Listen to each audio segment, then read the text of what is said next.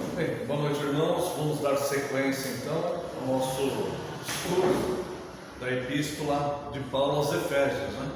Só recordando um pouquinho, nós vimos que do capítulo 1, verso 1, até o capítulo 2, verso 10, Paulo ele aborda a questão da salvação, a doutrina da soteriologia, né? Que é a doutrina da salvação.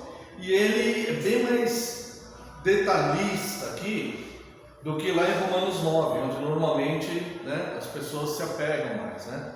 Então nós fizemos ali um apanhado por cima a respeito da salvação. E depois do capítulo 2, verso 11 até o 4, verso 16, ele vai falar da unidade da igreja. A igreja uniu judeus e gentios. Então ele vai usar a expressão que Cristo ele quebrou o muro da inimizade que havia entre judeus e gentios, né? Então ele vai abordar essa questão, como nós vimos semana passada, né?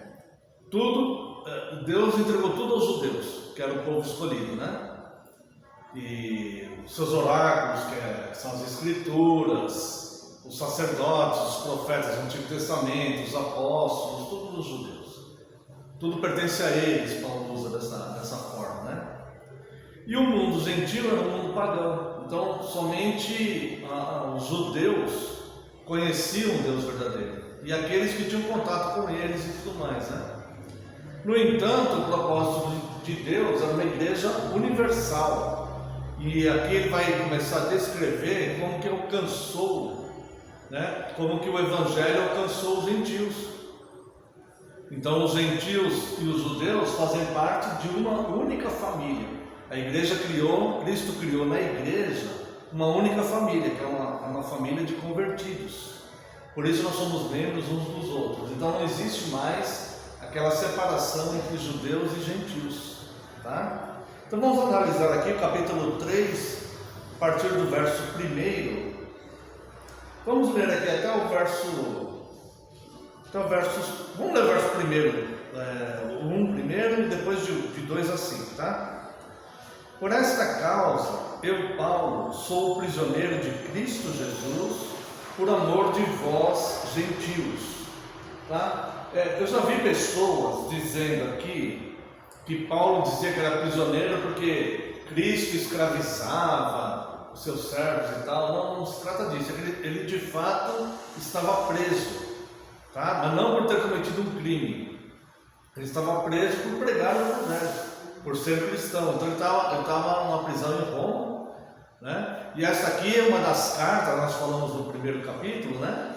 Uma das cartas conhecidas como cartas da prisão, porque ele estava preso quando ele escreveu isso. Por isso ele usa essa expressão aqui, né? Por essa causa, ou seja, para esta unidade da igreja entre judeus e gentios, que Paulo ele se considerava, de fato era e é considerado pela história como o apóstolo dos gentios. Então por isso que ele usa essa expressão, por esta causa, porque ele vem tratando desse assunto já da unidade da igreja. Por esta causa eu, Paulo, sou prisioneiro de Cristo Jesus, por amor de vós, gentios, tá? Então veja que existe um amor, ele deixa de transparecer aqui, um amor por aquelas pessoas a quem ele quer alcançar, a quem ele está ensinando doutrinariamente, né? E isso, todo pastor, todo presbítero, ele deve ter esse amor pela comunidade cristã, ele deve fazer isso com amor, né? Tá? Agora vamos ler do 2 ao 5. Se é que tendes ouvido a respeito da dispensação da graça de Deus, a mim confiada para vós outros, pois segundo uma revelação, me foi dado conhecer um mistério, conforme escrevi há pouco resumidamente. Pelo que quando ledes, podeis compreender o meu discernimento do mistério de Cristo, o qual em outras gerações não foi dado a conhecer aos filhos dos homens, como agora foi revelado aos seus santos apóstolos e profetas no Espírito. Então veja que está essa revelação aos santos apóstolos e aos profetas, é uma revelação do Espírito Santo. Esse Espírito aqui está comentando isso. Aqui eu vou me repetir um pouco, porque nós já falamos a respeito disso uma outra vez, né? Foi revelado aos santos apóstolos e profetas, né? Ou seja, todo o mistério, que ele usa o termo aqui, né? Todo o mistério da fé, que o Novo Testamento vai usar esses termos: mistério da fé, mistério do amor, mistério da piedade e o mistério da vocação dos gentios. Todos eles já foram revelados pelas Escrituras. Tá? Então tem algumas pessoas que usam essas passagens que tem o mistério de Deus, para tentar justificar algo que a Bíblia não diz. Então lançam na conta dos tais mistérios, mas só que esses mistérios, eles já foram revelados, né? Então eu vou ler novamente, eu já li numa outra ocasião recentemente, mas vou ler de novo. Romanos 16, verso 25. Vamos ler o 25 e o 26, tá? Ora, há aquele, esse há é craseado, né? Ora, há aquele que é poderoso para vos confirmar, segundo o meu Evangelho e a pregação de Jesus Cristo, conforme a revelação do mistério, guardado em silêncio nos tempos eternos, e que agora se tornou manifesto e foi dado a conhecer por meio das Escrituras proféticas, segundo o mandamento do Deus eterno, para a obediência por fé entre todas as nações. Então, tudo que era mistério, na plenitude dos tempos, e a plenitude dos tempos nós contamos quando Cristo cumpriu sua obra redentora, seu nascimento, padecimento, morte e ressurreição e a sua assunção aos céus, tá? Então todo o mistério das Escrituras já foi revelado, não existe mistério mais a ser revelado, tudo já está revelado pelas Escrituras. Nós só é mistério para nós, como eu sempre falo, né? E é o que a Bíblia diz, só é mistério para nós tempos e épocas, porque tempos e épocas é da autoridade exclusiva de Deus, ou seja, quando Jesus vai voltar, isso é autoridade exclusiva de Deus, só Deus sabe. Quando essas coisas de fato vão acontecer, Deus sabe, mas as demais coisas, todos os eventos já foram revelados, tá? E um desses mistérios, que é o que ele vai falar aqui, é o da conversão dos gentios, né? Tá? Vamos ver aqui o verso 6. A saber que os gentios são co-herdeiros, membros do mesmo corpo e coparticipantes da promessa em Cristo Jesus, por meio do Evangelho, do qual fui constituído ministro, conforme o dom da graça de Deus a mim concedida, segundo a força operante do seu poder. Então veja que ele começa a abordar então a questão do mistério, né? Esse mistério já foi revelado aos santos profetas do Antigo Testamento e aos santos apóstolos, tá? Não existe mais mistério. E nós vimos aqui, porque existe no Novo Testamento vários amor, fé e tal, que são chamados de mistério. E aqui ele está falando do mistério da conversão dos gentios. E é aqui que ele vai começar a explicar mais ou menos como se dá essa conversão.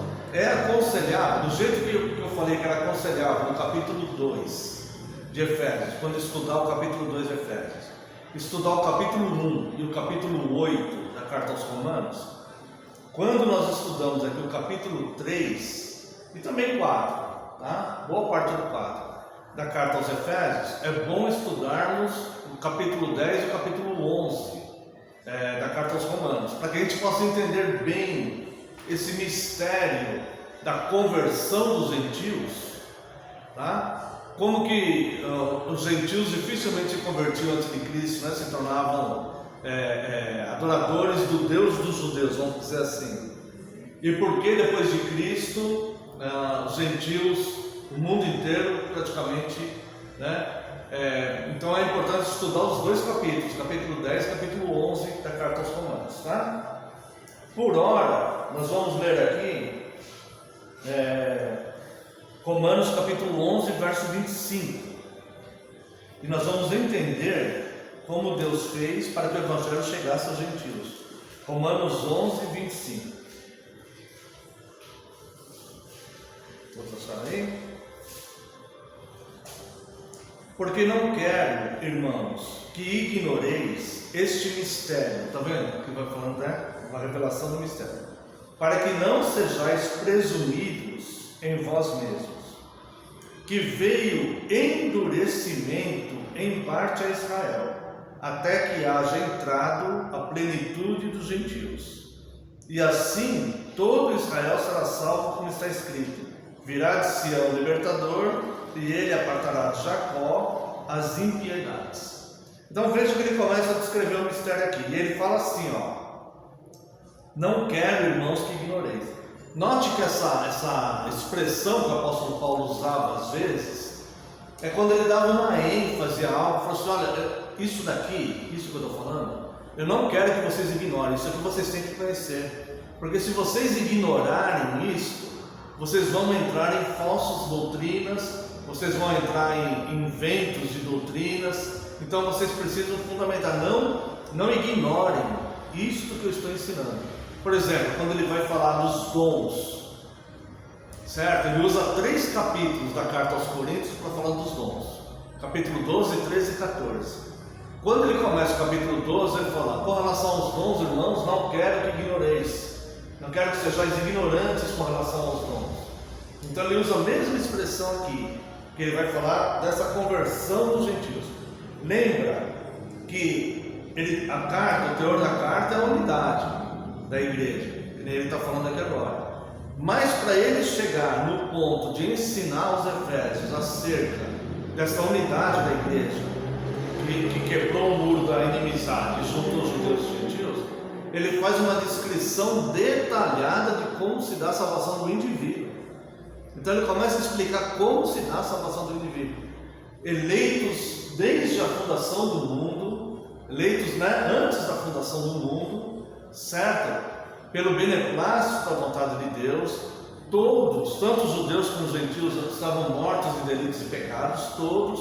Quando ele usa a expressão como nós vivíamos outrora, quando ele fala como nós vivíamos outrora, ele não está falando somente ele como homem, mas também está falando dele como judeu, né? Como todos nós vivíamos outrora, segundo o curso deste mundo, segundo o príncipe da potestade do ar, no espírito que habita agora nos filhos da desobediência, segundo a inclinação da nossa carne, fazendo as vontades da carne e do pensamento, e éramos, portanto, por natureza, filhos da ira, como também os demais. É isso que ele fala. Mas depois vai falar, né? Mas Deus, sendo misericordioso por causa do grande amor, porque nos amou, né?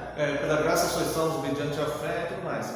Então, ele descreve a salvação do indivíduo. Para ele chegar nesse ponto de explicar para eles como se deu a conversão dos gentios, tá? E agora olha só, Romanos, né? Que nós estamos vendo 11 e 25. Porque não quero, irmãos, que ignoreis este mistério. E olha só que ele põe aqui, para que não sejais presumidos em vós mesmos. Porque se a pessoa ignorar o que ele está explicando aqui, a pessoa vai presumir uma doutrina. A pessoa vai presumir como que os gentios foram salvos. E não vão observar o que ele está ensinando aqui.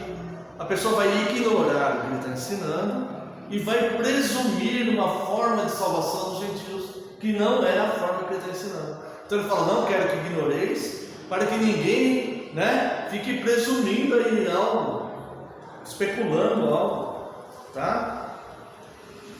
E aí ele vai falar que veio endurecimento em parte a Israel, até que haja entrada a plenitude dos gentios. Então, os judeus, eles tinham aquele sentimento de nós somos o povo escolhido, nós somos o povo de Deus. Esses gentios, eles não são, eles são pagãos. Nós não tomamos uma refeição com o gentio, nós não fazemos isso com o gentio, nós não nos unimos com eles, nós não casamos com as filhas deles, mas nós somos o povo eleito. E isso fechava as portas para os gentios, certo? Os apóstolos tiveram essa dificuldade. Pedro teve essa dificuldade, né? Paulo e Pedro tiveram uma conversa séria ali a respeito disso uma vez. Nós vimos na carta aos Gálatas, né? E depois Pedro entendeu, quando Pedro foi necessário Deus dar uma visão para Pedro na conversão de Cornélio, que era romano, era gentil. Lembra lá em Atos 10? Que ele vê aquele lençol com animais e escuta uma voz. Ele está com fome, esperando o almoço. Ele está em cima de uma laje, com fome, esperando o almoço. E nesse momento que ele está com fome, Deus dá a visão, vê um lençol com animais imundos, considerados imundos pelo judeu. A voz falava, mata e come. Ele falava, não, jamais, Senhor, nada, nunca comi animal imundo e tal, mata e come. Aí depois a voz fala para ele, quem é o homem para tornar imundo o que Deus purificou? Então, aí logo em seguida bateram na porta lá, eram os dois emissários de Cornélio, e ele foi até a casa de Cornélio, evangelizou Cornélio se converteu com a sua família, ele batizou todo mundo lá, certo? E depois ele explica para os judeus, não tinha como a gente negar o santo batismo para aqueles que o Espírito Santo converteu. Então ele aprendeu que o evangelho estava chegando para os gentios. Está dando para entender, irmãos? Só que isso aconteceu com Deus endurecendo o coração dos gentios, endurecendo boa parte dos gentios. Deus endureceu Israel, o coração deles, certo? Para que esses homens, eles não entendessem, não vissem, e os apóstolos então que eram designados para essa missão fossem evangelizar seus gentios. Está dando para entender? Tá? Então, veja que é toda uma ação de Deus, né? Então aqui, o mistério da conversão dos gentios é o mistério do endurecimento dos judeus. Olha, irmãos, judeus messiânicos, a primeira aliança de judeus messiânicos, o judeu messiânico é aquele que aceita Cristo. A primeira aliança de judeus messiânicos que existiu foi no século XX, foi em 1925. Foi a primeira aliança de pessoas convertidas a Cristo. Não que não houvessem judeus convertidos antes, havia, mas o número era tão menor. Entre os judeus sempre predominou o judaísmo ortodoxo, que é o que não aceita Cristo, tá? Então, em 1925 surgiu a aliança dos judeus messiânicos, tá? E em 1967 já havia mais de 800 igrejas de judeus messiânicos. Então você vê que foi algo que aconteceu no tempo, né, mais perto do final dos tempos. Os judeus então começaram a se converter. É uma coisa interessante isso de observar, né? Porque para o nosso raciocínio seria mais fácil entender que os judeus tivessem assim uma visão, não, vamos deixar o evangelho para os gentios. Não, mas Deus fez justamente o contrário. Deus endureceu o coração deles para que ficasse evidente para os apóstolos ali, que os gentios estavam de fato se convertendo. Como Pedro falou lá, como é que eu ia negar o batismo daquele que evidentemente o Espírito Santo havia tocado ali? Está dando para entender? Ficamos com dúvidas aqui? Não? Se tiver dúvidas, os irmãos podem falar, tá? Vamos lá então, versos 8 e 9, lá do capítulo 3.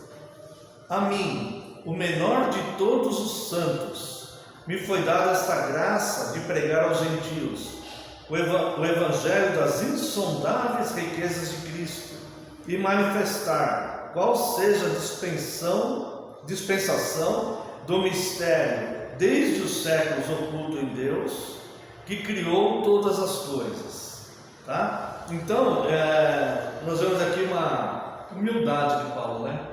Na carta aos Romanos ele fala, eu sou o principal dos pecadores. O mal que eu não quero, isso eu faço. O bem que eu quero, isso eu não consigo fazer. Eu sou o principal dos pecadores. Aqui ele fala: eu sou o menor de todos os santos. Aos nossos olhos, né, tem gente que fala que depois de Cristo, o que mais, né, merecia uma honra, esse seria o Paulo. E ele fala: eu sou o menor de todos os santos, de todos os convertidos eu sou o menor.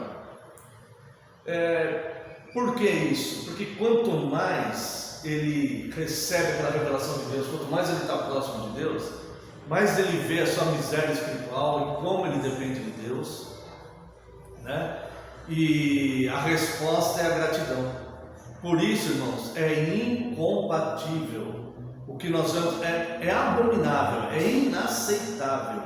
O que nós vemos principalmente em redes sociais, várias pessoas usando o nosso nome, se dizendo reformados, se dizendo calvinistas e usando de arrogância. Irmãos, isso deixando transparecer um certo orgulho. Isso é totalmente incompatível com a fé. Essa pessoa ela não entende a fé reformada, ela não entende a Bíblia. Porque quanto mais a gente entender mesmo as confissões, a fé reformada, a Bíblia, mais nós vamos ver como Deus foi maravilhoso e gracioso conosco, né? Nos tirando dessa miséria espiritual e nos ensinando coisas do alto, né?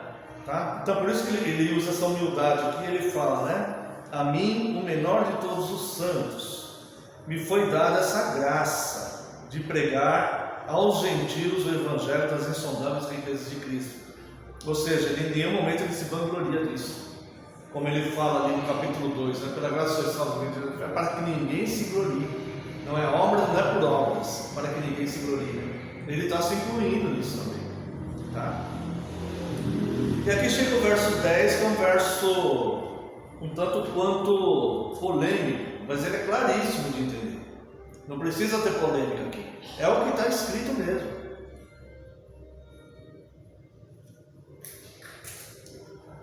Para que pela igreja a multiforme sabedoria de Deus se torne conhecida agora dos principados e potestades nos lugares celestiais, segundo o eterno propósito que estabeleceu em Cristo nosso Senhor.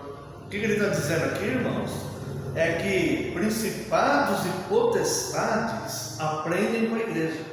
Conforme a igreja vai caminhando, conforme Deus vai dando a sua revelação para a igreja, ao longo dos tempos, conforme vai havendo as pregações, anjos, tanto os anjos bons como Satanás e os demônios, eles vão aprendendo. E por quê? Por que isso?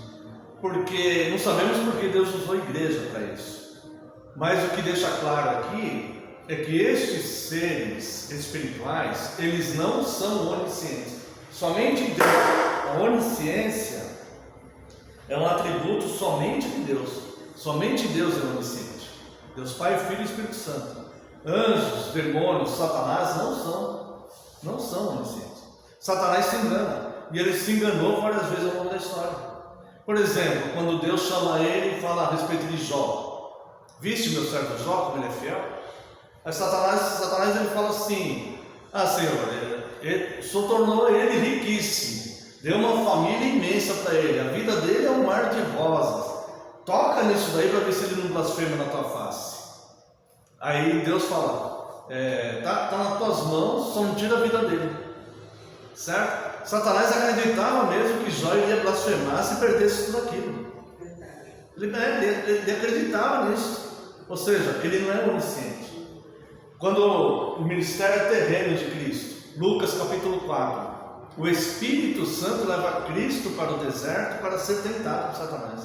Ele tinha que passar por esse processo. Satanás tentou Cristo. Ele acreditava que havia possibilidade de Cristo cair. Ele poderia entender o seguinte: a natureza divina de Cristo, essa não vai pecar. Mas só que ele está com a natureza humana. Ele está sentindo as mesmas coisas. Eu tentei Adão e Eva e eles caíram. Eles também eram inocentes e puros. E eu fui lá e tentei eles e eles caíram. Certo? Agora, a divindade eu sei, a divindade de Cristo eu sei que não vai dar. Mas ele está em natureza humana. Eu vou tentar, pode ser que ele caia. Satanás não foi ali praticar esporte. Ele foi tentar mesmo. Para tentar fazer Cristo cair. E ele usou 3 formas diferentes, né? Para tentar fazer isso aí. Por quê? Porque ele acreditava que poderia acontecer. Ele arriscou. Ou seja, ele não tinha onisciência de saber, nem adianta porque não vai dar certo. Então ele não é onisciente. Ele ainda acredita que ele possa fazer alguma coisa, porque ele não sabe tudo. E aqui é interessante isso, né? Dá para a gente ver, irmãos, por que a igreja é tão combativa assim, né?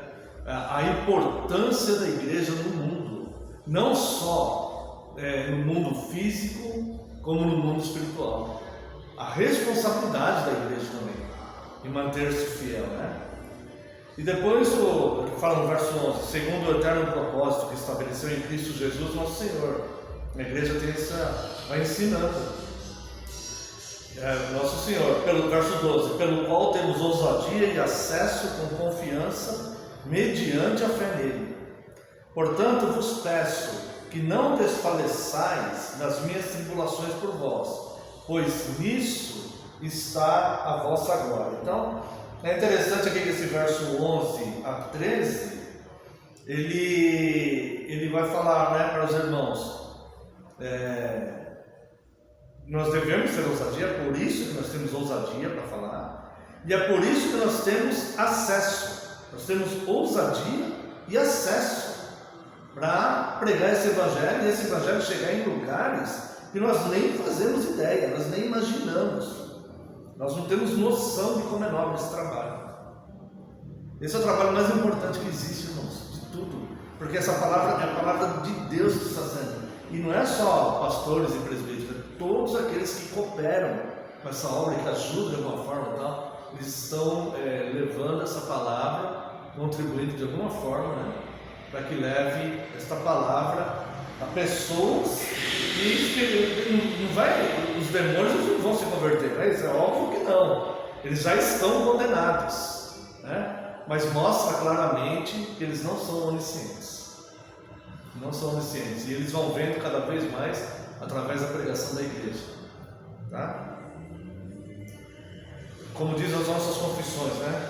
Esses demônios, como assassinos, eles querem destruir a igreja, eles têm ódio da igreja. Mas a palavra de Deus diz que aquele que é nascido de Deus, o maligno não toca. Nós vimos pelo estudo do Apocalipse, né? Na verdade ele só vai tocar naqueles que não são de Deus. Muita gente tem medo de perseguições e tribulação da igreja e tudo. O lugar mais seguro está em Cristo.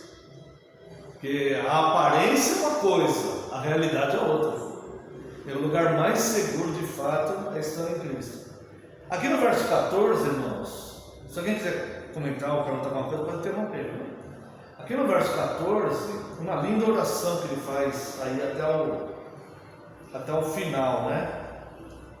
Vamos lá, verso 14. Por esta causa me ponho de joelhos diante do Pai. Tá? Que causa? Esta união da igreja, alcançar os gentios também, né? Haver conversão de judeus e gentios e ser uma grande família.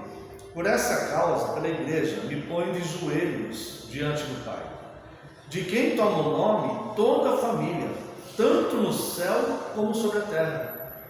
Lembra, aqui no capítulo 4, depois ele vai falar que Deus é tudo em todos. E lá, quando ele estava no Europa, que ele estava evangelizando, que ele entra lá, tem um monte de altares, né? Deus isso, Deus aquilo outro e tal. E ele viu um altar lá, sem nenhum Deus, que é um Deus desconhecido. Que os pagãos tinham medo de desagradar algum Deus e sofrer algum tipo de retaliação, né? De maldição e tal. E Paulo, ele não chega lá, vocês estão errados, vocês são idólatras. Ele não chega fazendo isso. Tem gente que pensa que a gente tem que fazer isso. Não, ao contrário, irmãos. Nós somos de paz, não de confusão. Ele usa de sabedoria. E ele começa a falar: vejam que são varões atenienses, vejam que são zelosos com os vossos deuses e tudo mais. E observei também que tem um altar para um Deus desconhecido, pois é deste Deus que vocês não conhecem, que vocês conhecem, que eu venho vos falar. Esse Deus que criou o céu e a terra. Ele começa a evangelizar. E durante esse evangelismo aí que ele faz, que é um dos sermões mais lindos de toda a história, é o que Paulo prega lá em Atenas. ele fala que Deus é tudo, nós nos movemos nele, ele é tudo em tudo, nós nos movemos nele, né? Então aqui vai falar: por essa causa ele põe de joelhos diante do Pai, de quem toma o nome toda a família, tanto no céu como na terra, para que, segundo a riqueza da sua glória, vos conceda que sejais fortalecidos com poder mediante o seu Espírito no homem interior, né? Então, de quem toma o nome toda a família. Por quê? Porque Deus é tudo em todos, como ele vai falar aqui em Efésios 4, né? Na próxima aula, se Deus permitir. E ele falou lá para os atenienses, tá? Para que, segundo a riqueza da sua glória, vos conceda que sejais fortalecidos com poder mediante o seu Espírito, que é o Espírito Santo, no homem interior. Então o nosso poder não vem de nós mesmos, assim como a nossa justiça não vem de nós mesmos, assim como o arrependimento não procede de nós mesmos. É a bondade de Deus que nos conduz ao arrependimento, assim como a nossa fé não procede de nós mesmos. A fé salvífica, a fé verdadeira, ela só vai ser produzida se a pessoa ouvir o Evangelho e nele crer. Então essa fé, ela procede da pregação, procede da pregação. Nada disso procede do homem, é o mesmo raciocínio e o mesmo princípio lá de Efésios 2, nós somos alcançados pela graça, é o mesmo princípio. O homem totalmente passivo, e ele é alcançado ali, tá? Tá dando para entender, né? Tudo bem? E assim, verso 17, assim habite Cristo no vosso coração pela fé. Agora olha só, muito importante isso: estando vós arraigados e alicerçados em amor. Ou seja, não é simplesmente seguindo uma religião, fazendo algum tipo de ritual, somente frequentando uma igreja. Temos que congregar, lógico, isso a palavra diz, mas não é somente isso, é estando arraigados em amor. Não adianta a gente estarmos aqui, se nós não amarmos uns aos outros. Nós temos que estar arraigados nesse amor e amar a Deus acima de todas as coisas, conforme o mandamento. Então, tá? Nós devemos amar a Deus acima de todas as coisas e amar o nosso próximo, né? Como a nós mesmos. Estamos sendo arraigados e alicerçados no amor. E agora aqui, ó, eu vou ler do 18 ao 21 e depois fazer um pequeno comentário aqui. A fim de poderdes compreender, olha que oração linda. A fim de poderdes compreender com todos os santos qual é a largura e o comprimento e a altura e a profundidade, e conhecer o amor de Cristo, que excede todo entendimento, para que sejais tomados de toda a plenitude de Deus. Está vendo? Tem que conhecer esse amor para ser tomado de toda a plenitude de Deus. Não tem mistério nenhum que vai investir poder na pessoa se a pessoa não conhece a Deus como Deus está servindo. Ora, aquele que é poderoso para fazer infinitamente mais do que tudo quanto pedimos ou pensamos, conforme o seu poder que opera em nós, a ele seja a glória, na igreja e em Cristo Jesus, por todas as gerações, para todos os séculos. Amém. Agora nós vamos entender aqui, só para a gente finalizar, tá? Como que o amor de Cristo vai exceder todo entendimento, para que nós sejamos tomados de toda a plenitude de Deus, tá? Como que nós podemos constatar isso na nossa vida, aquele que é poderoso para fazer infinitamente mais do que tudo que pedimos ou pensamos, conforme o poder que opera em nós. Esse poder vai vir através do conhecimento de Deus e de Jesus Cristo, a quem Deus enviou, conforme está lá em João 17,3. A vida eterna é conhecer a Deus e a Jesus Cristo, a quem enviou. Não é fórmula mágica, mas através deste conhecimento o Espírito Santo vai habitar em nós e aí vai ter esse poder. E aí depois ele faz uma doxologia aqui, né? A ele seja a glória na igreja, em Cristo Jesus, por todas as gerações, para todos sempre. Amém. Verso 18: a fim de poderdes compreender com todos os santos qual é a largura, o comprimento, a altura e a profundidade. O que será que ele quis dizer com isso, né? Largura abrange todas as nações. Se você quiser ver aqui, esse amor de Cristo, ele abrange todas as nações. Por isso que está dizendo aqui largura. Evangelho de Marcos, capítulo 16, verso 15.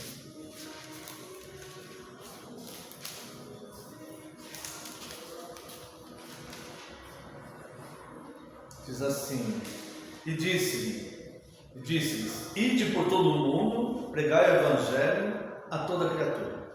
Certo? Então nós vamos começar a entender essa plenitude de Cristo, esse amor dele, entendendo da forma que Paulo ilustrou, tá? Ou seja, compreendendo toda a largura, ou seja, é universal a coisa, todas as nações, não existe uma nação que esteja excluída. É claro que vai ter muitos perdidos em todas as nações, mas terão salvos de todas as nações e de todas as etnias. Não importa se canta alvo mais carevo ou não canta, vai ser salvo do mesmo jeito, não se preocupe.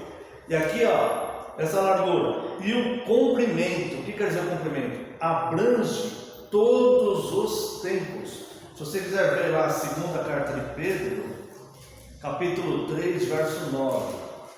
Segunda carta de Pedro, capítulo 3, verso 9.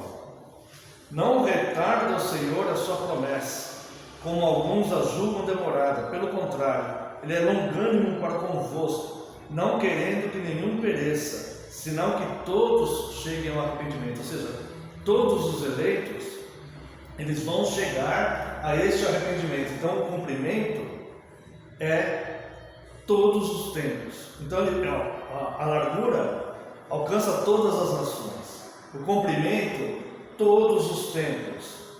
A altura, ele fala largura, o comprimento, a altura se estende do céu até o inferno, passando pela terra, tá? Vamos ver lá, Filipenses capítulo 2,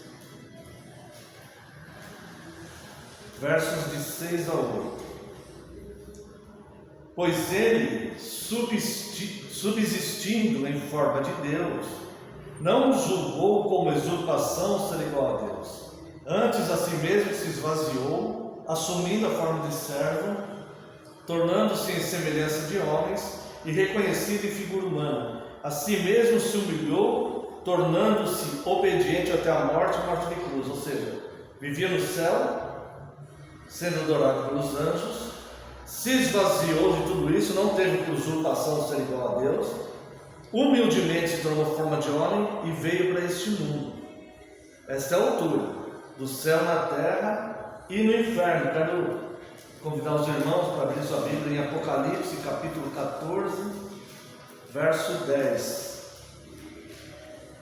Também esse beberá do vinho da cólera de Deus, preparado sem mistura do cálice da sua ira, e será atormentado com fogo e enxofre diante dos santos anjos e na presença do Cordeiro. Muita gente pensa que quem vai reinar no inferno é Satanás, né? Não, quem vai reinar é Cristo. A altura, Paulo fala aqui, é o seguinte: ele reina nos céus, ele reina na terra e ele reina no inferno. Para que a gente entenda essa plenitude de Cristo, né? A largura que abrange todas as nações, o comprimento que abrange todos os tempos, a altura que se estende do céu, passa pela terra e vai até o inferno, e a profundidade, suportou tudo para expiar os nossos pecados. Se você quiser abrir sua Bíblia lá em primeira carta de Pedro, capítulo 2, verso 24. 1 Pedro capítulo 2, verso 24. Carregando Ele mesmo em seu corpo, sobre o madeiro, os nossos pecados, para que nós, mortos para os pecados, vivamos para a justiça. Por suas chagas fostes sarados. Aqui ele relembra a profecia de Isaías, né? Capítulo 53 de Isaías, tá? E bastante conhecido aqui, 1 Coríntios capítulo 13, verso 7.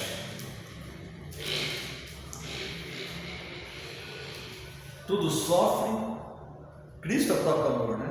Está falando do amor aqui. Tudo sofre, tudo crê, tudo espera, tudo suporta. Então o que nós vemos aqui? A largura dessa oração de Paulo aos Efésios, né? Para a gente completar, né? Verso 18: a fim de poderdes compreender com todos os santos qual é a largura, o comprimento, a altura e a profundidade, e conhecer o amor de Cristo, que excede todo entendimento. Então nós precisamos entender isso, tá? Largura abrange todas as nações, comprimento abrange todos os tempos, altura se estende do céu, passa pela terra, vai até o inferno, e a profundidade ele suportou tudo por amor a nós. Inclusive a maldição, né? Que deveria cair sobre nós por causa dos pecados que nossos pais cometeram e os pecados que nós mesmos cometemos. Então, esse amor de Cristo, irmãos, a forma que ele usou aqui para explicar, né? Toda essa abrangência, largura, comprimento, altura e profundidade. Então, ele está em tudo e todos. Lugar seguro chama-se Jesus Cristo. Ele é a rocha. Amém?